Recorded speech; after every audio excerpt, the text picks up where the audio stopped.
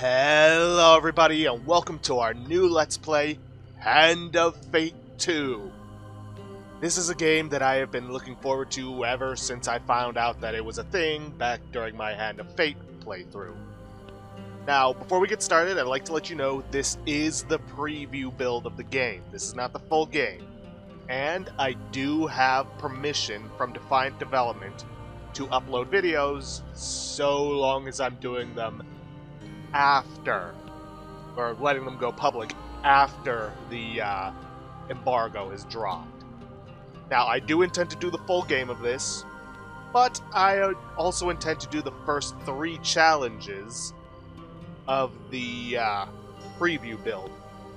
That way I've got some footage going up while it allows me to play through the full game up to the point that we have gotten in the preview build. And if there's any major differences between what happens in the recordings and what happens in my playthrough, I will let you guys know. Now, what's going to happen is I'm going to upload the first 2 challenges today, because the first one is essentially just a prologue / character creation. And I will upload the 3rd challenge on Tuesday. Without further ado, let's get started with a brand new game. And this game actually does something. Ooh, this is new. Your memories are fading even now, gone to form the soul of the game we play. These pieces are new, as are the stakes. Life, death, and vengeance. We must ride, for time is short, and you have much to learn. Make your first choice, and let us set these wheels in motion once more. Yes, in this game they have character creation. I remember when people saw the videos and complained, "Oh, it's a female character." It's like, what's there to complain about? I actually prefer playing a female character. And of course, the illustrious dealer returns. These cards represent your history and our game. We know where they end, for you are here. Therefore, these cards must guide you to my side. Let us see what the journey holds. The fool steps into nothingness, because they know no better. In the same way, you must step into the void. You are a blank slate, and together we will write your history.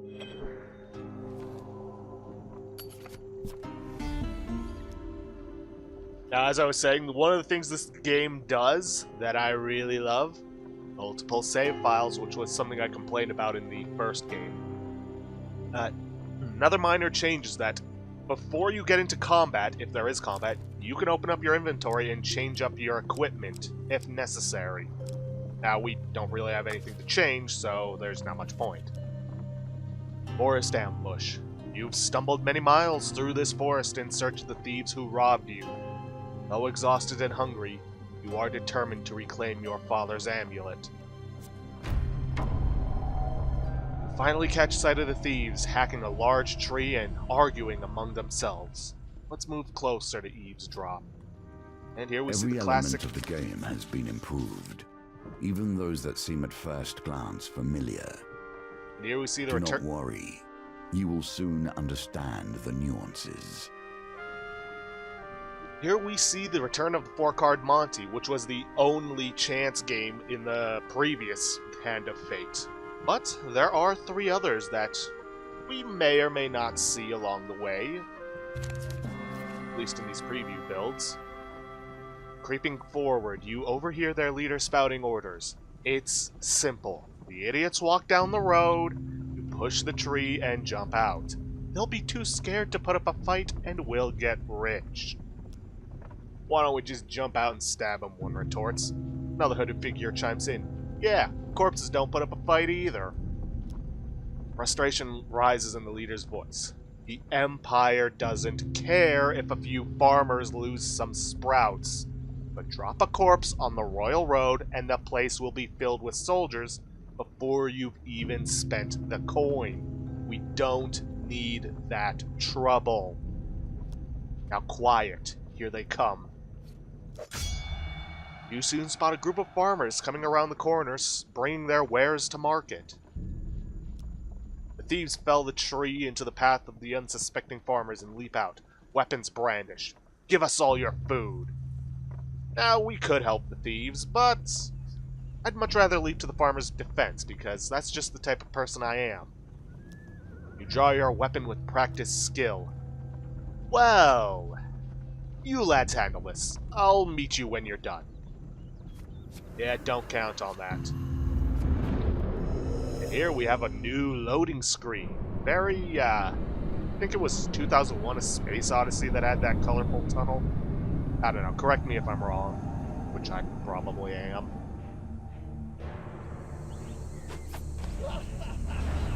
And here we have the thugs. Violence for the sake of violence and theft for the sake of money. Thieves attack frequently and can evade standard attacks, making heavy weapons less effective. Yes, as it states, there are different classes of weaponry. In the original, all we had was just one-handed weapons. And it's the standard Batman Arkham combat returning, which, you know, I don't think is a bad thing. Except there is one difference. In the original, only special weapons had abilities. Now, every weapon in the game has an ability. You just gotta charge it up by hitting opponents and not getting hit yourself. Thieves aren't too difficult. It's kinda why they're the starter enemies of the game. Though they can counterattack in the middle of your attacks. And I've really gotta get back into the swing of things. Yeah, swing. Now, as you've noticed, we actually have allies this time. That was not really something that we've had in the original game. You can have depending on the encounter, allies that fight alongside you. Now, they do have health, and if that health depletes, they will die. But such is life. Farmers fumble in their haversacks in gratitude. Thank you, adventurer. I'm sure that after they took our food, they would have taken our lives as well. Ah, food. A vital resource in this game. You fall on the food with a sigh, shoveling bread in your mouth to quell your hunger.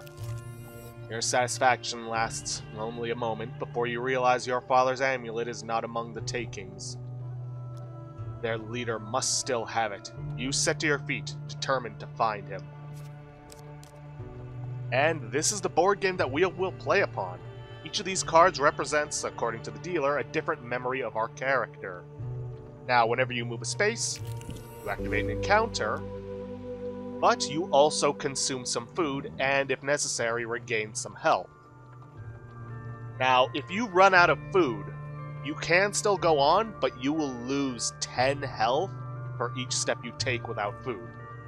But there is something that they did change about the game. I'll get into it after this encounter.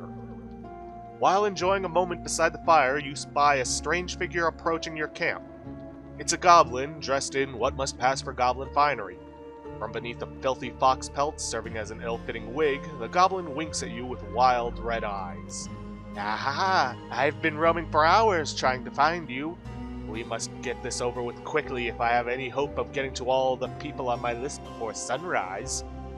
It lowers the sack from its shoulder. Now from within my sack I can conjure whatever your heart desires. The goblin's voice trails off as he examines the sack. Well, I could if there wasn't a blooming great big hole in it.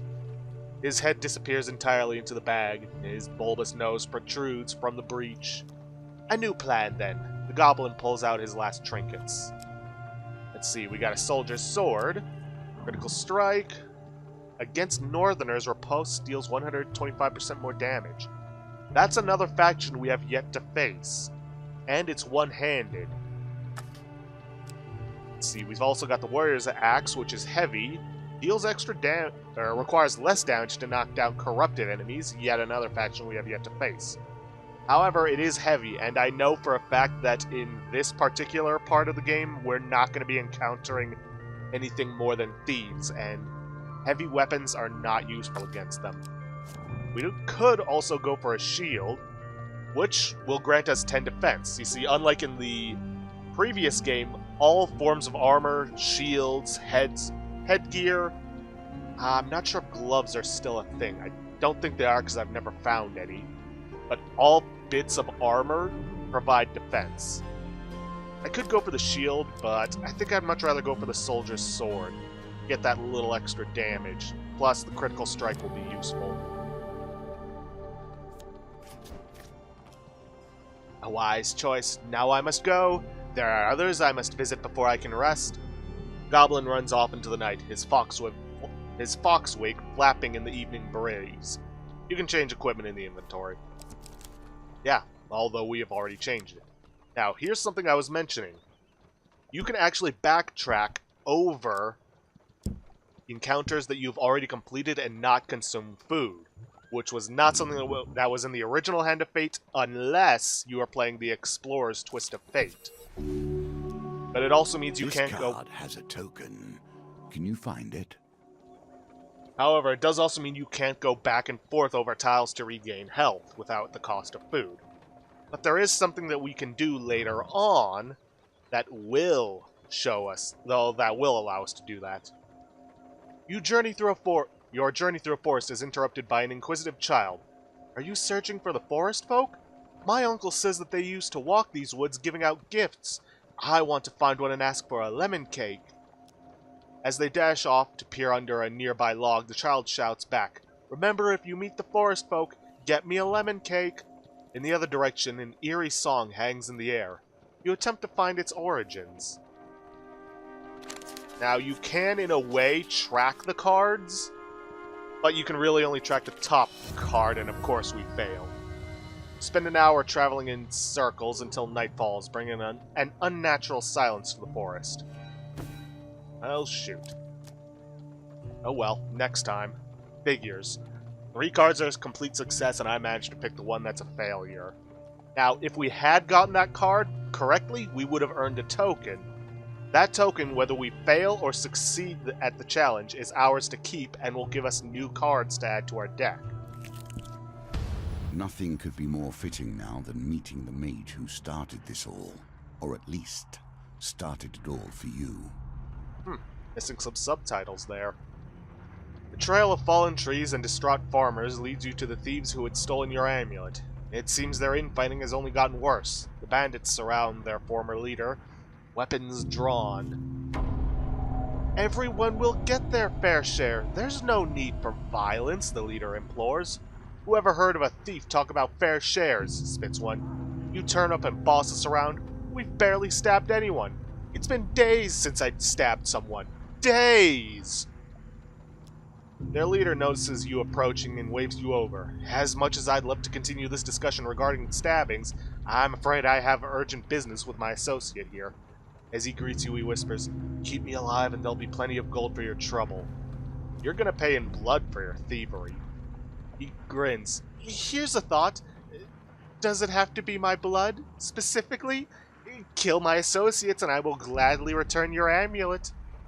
Ever reliable, the thieves draw their blades to mug you. The leader hurries away to hide. "Give us your stuff or we'll stab you up," growls one of them. "I'm not giving you anything. We fight." You draw your weapon and prepare to deal with the miscreants. Form a quick riposte by attacking immediately after defending an enemy attack. Yes, that is something new. Whenever you block an enemy, you have a chance to perform a riposte, which does more damage. Originally, it was just something to stop their attacks.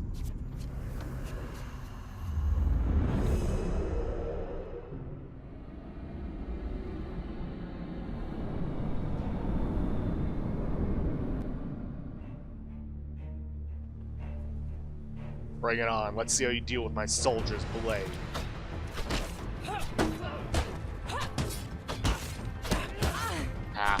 You gotta be very careful with your swings, because if you're in the middle of a heavy swing, you will not be allowed to counter, even if you manage to hit the button in time.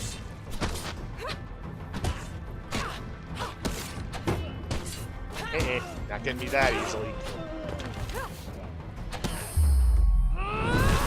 Ooh, that was a nice special. And with barely any damage on me. Succeed. Now keep in mind, during some other fights, I may not be talking just so that I can focus. With the battle resolved, the thief leader nods in approval at the carnage before him. He holds out his hand. My name is Malacalypse, Bard Extraordinaire. His smile fades under your withering gaze. Sensing your anger, he raises his hands in surrender. Wait, wait, let's not be hasty. We're on the same side here. I'm an upstanding citizen just like you. I've been working for the thieves, yes, but only for the greater good. No, really. They were killing people before I came along. I know it seems bad, but look. He pulls out an amulet from his pocket and presses it into your hands. All is forgiven, yes? You stare at the amulet. It does not look familiar. Oh? Malacalypse says, scratching his head. He opens a small satchel. So, which one is yours? Now, what this does is it affects this little amulet that's pinned to your character's lapel. What else it does after that, I have no idea.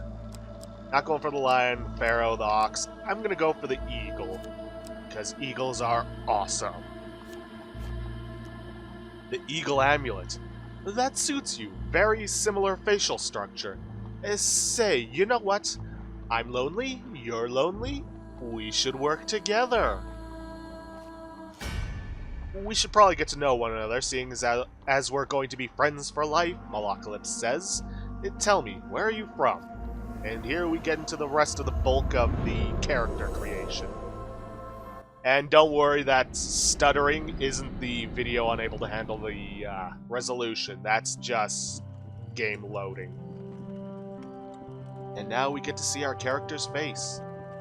Now we do have options. We have the swamps, I'm assuming, the city, forests, and the mountains. I'm personally going to go for the mountains. Hair. You know what? I'm going to go for the long standard braid that they have, and I'm going to change up the color. Let's see. What have we got? What have we got? Blonde, white, bright orange, brown. Huh. Well, that looks to be as close as red as I'm going to get. We can also change up the amulet, which, like I said, changes up your lapel. Or the pin on your lapel. And you can change up the colors of your armor. Not bad, but I don't really like the pattern. Ooh, that's a good one. Rather Christmassy. You know what? I'll go for the red and green.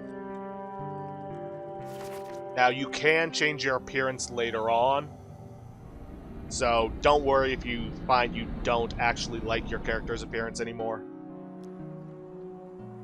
From the Eastern Belt, eh? You don't say. Good sorts from the Eastern Belt. Very trusting.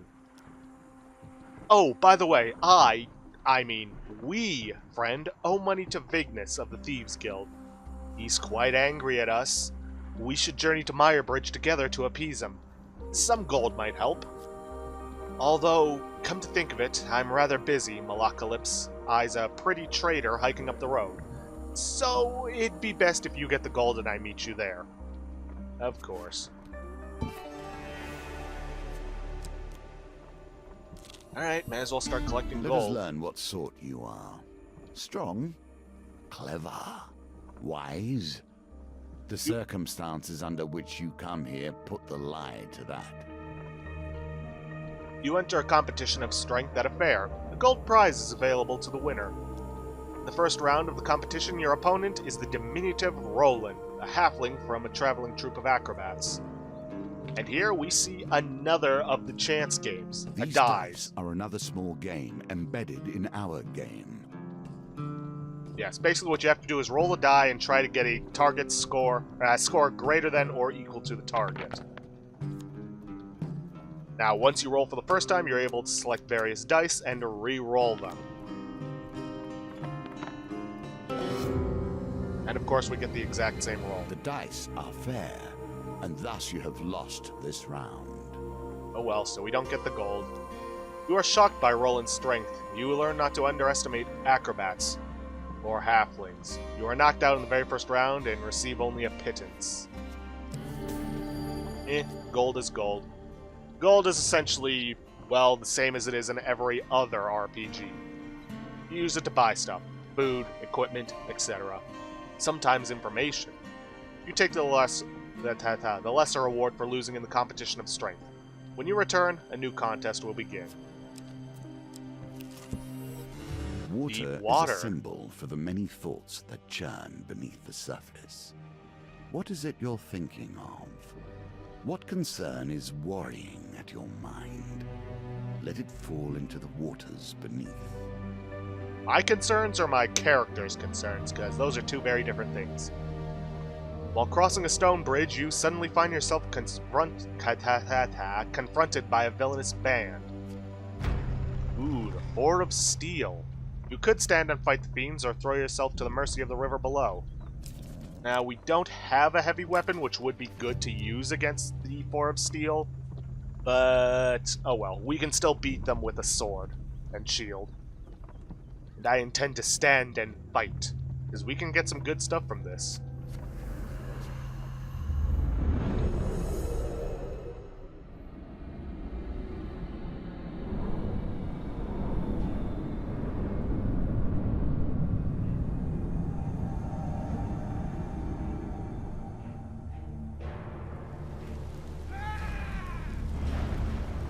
Guard, the first line of defense against any who would question the Empire. Empire enemies wear armor that reduce damage by 3, rendering light weapons less effective. What it says there is true. All enemies of the Steel faction have armor. It's why it's best to use heavy weapons against them so you can get as much damage as possible rendered onto them. But we don't have a heavy weapon because we chose to go for the soldier's sword. Also, your attacks won't interrupt theirs, so you have to riposte them. Otherwise, you will take damage. And like I keep saying, and forgetting, don't get greedy with your swings. Huh. Well, looks like they fixed that little bug. Originally, you could use your special attack and you would just automatically jump to the nearest target. But I'd see why they would stop that. Having spilled your enemy's blood, you search the bodies for anything useful. Ooh, some equipment. Shield. A simple defense. You can do better given time. Well, +6 defense is better than +4. A little bit of gold for vagueness. Celebrations in aid of what? You see how quickly the actions of the usurper are turned into tales for children. Yeah, what he's referencing is your character from the previous game, as is this. Nearing the sleepy hamlet of Dulwich, you find the villagers in the midst of some kind of celebration. Huh. I'm actually fairly certain that was also a town in the previous game. Much of the activity concerns a large paper and wood statue depicting a fearsome warrior looming triumphantly over a prone lizard man. Let's ask what's going on.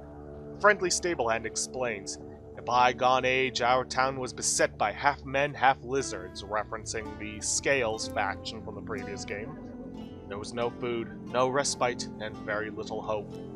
Salvation came in the form of a nameless warrior who hunted the beasts for little more than a handful of coins and a crust of bread. He smiles warmly at the festivities.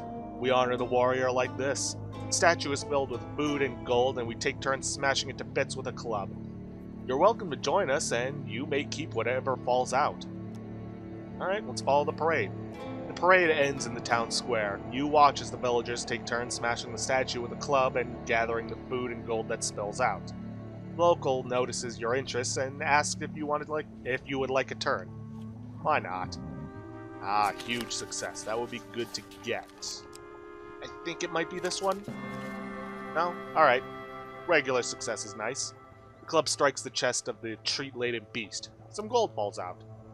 You survey the spoils and try to scoop them up before anyone else can.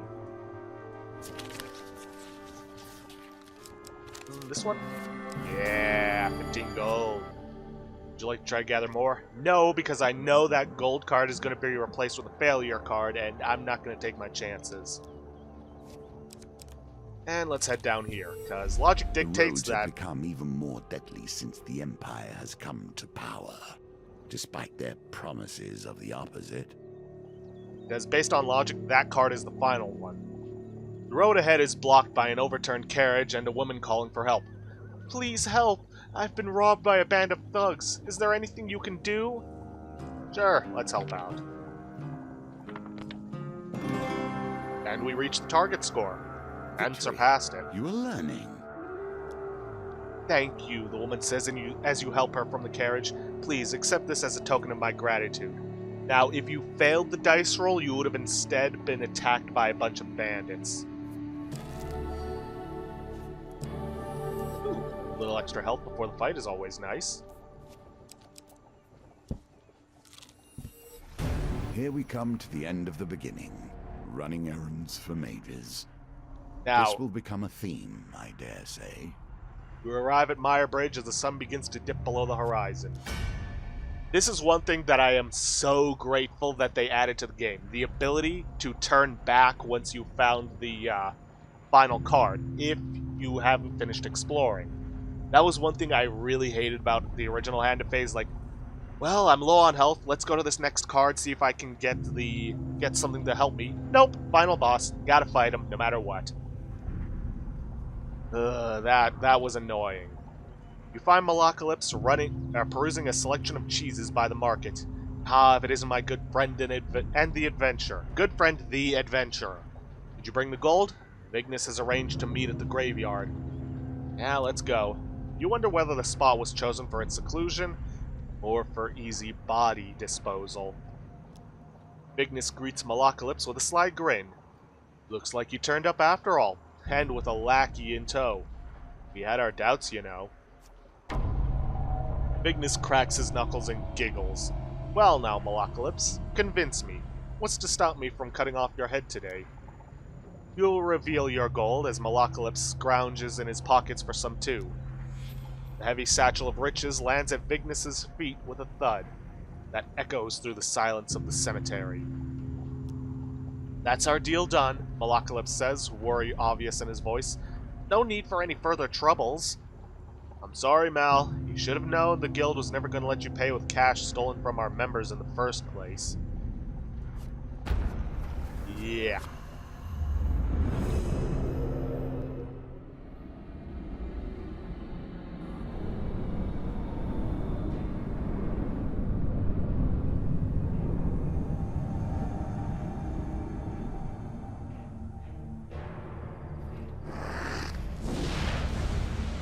Ignis the Crazed, treacherous and greedy, a dangerous combination. Anarchists throw flaming bombs that cause fire damage. Your armor is no use to you here. Now, here's something that I really like that they did as well, is that this Vignis the Crazed, yes, he's a boss, but he's also a representation of common enemies that we will face later on. And this is a really good way that they've done it to introduce them, in that you will face a boss that will show you, hey, this is how this enemy fights, and then later on you'll see those enemies as common enemies and know how to fight them. Now, this isn't done with every single enemy, for example, the base enemies for obvious reasons, and for at least one other enemy that we face later on. But anyways, yeah, you cannot block any of this guy's attacks, as far as I know, because he's just going to throw bombs that burn through your armor, or breathe flames that unfortunately do not damage his allies.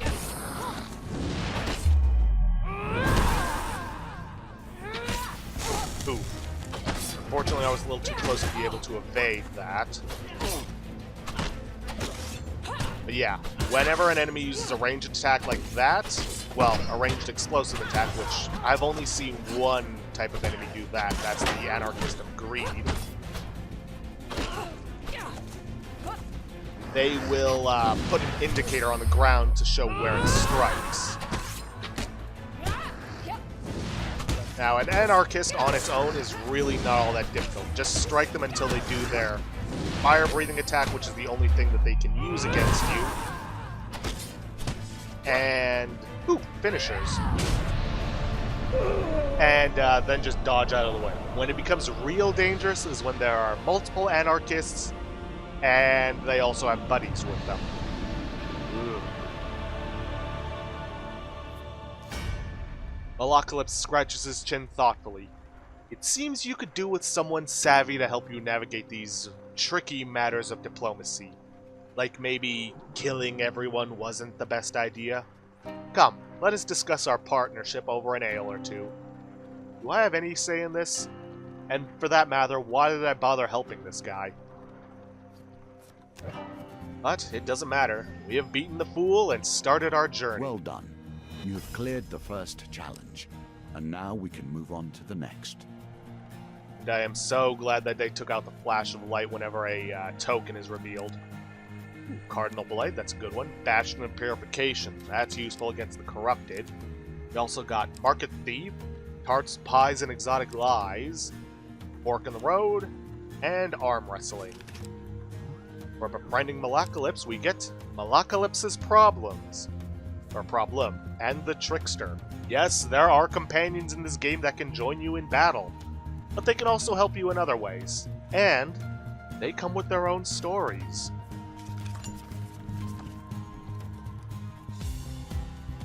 Welcome to my challenges. Together, we will traverse 22 paths of wisdom and despair in the hope of awakening. Yeah, 22 paths, which was a lot more than we had in the previous game. Though I imagine there's a 23rd for the finale. But with that, guys, we've come to the end of the first challenge. You guys like what you see? Please leave a like, subscribe for future content, and I'll see you guys in the next episode. Thanks for watching.